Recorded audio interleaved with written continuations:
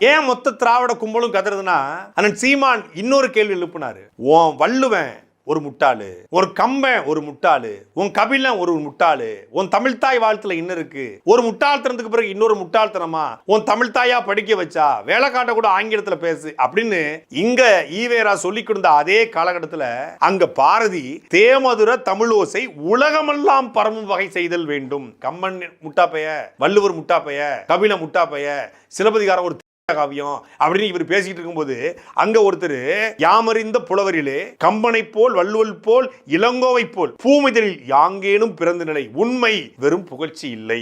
ஊமையராய் செவிடர்களாய் குருடர்களாய் வாழ்கின்றோம். ஒரு சொல் கேளிர் சேமமுற வேண்டுமெனில் தெருவெல்லாம் தமிழ் முழக்கம் செழிக்க செய்வீர். பிற நாட்டு நல்லறிஞர் சாத்திரங்கள் தமிழ் மொழியில் பெயர்த்தல் வேண்டும். இரவாத புகழுடைய புதுநூல்கள் தமிழ் மொழியில் ஏற்றல் வேண்டும். மறைவாக நமக்குள்ளே பழங்கதைகள் சொல்வதிலோர் மகிமை இல்லை. திறமான புலமையினில் வெளிநாட்டார் அதை வணங்க செய்தல் வேண்டும். தமிழாவே வாழ்ந்திருக்கான் பாரதி. பாரதியை பாடுவது என்பது தமிழை பாடுவது, தமிழை பாடுவது என்பது பாரதியை பாடுவது. பாரதியை பாடலன்னா இந்த பிறவி எடுத்து என்ன பயன் என்றுதான் விஜில் நடத்திய கூட்டத்தில் சீமான் கலந்து கொண்டார்.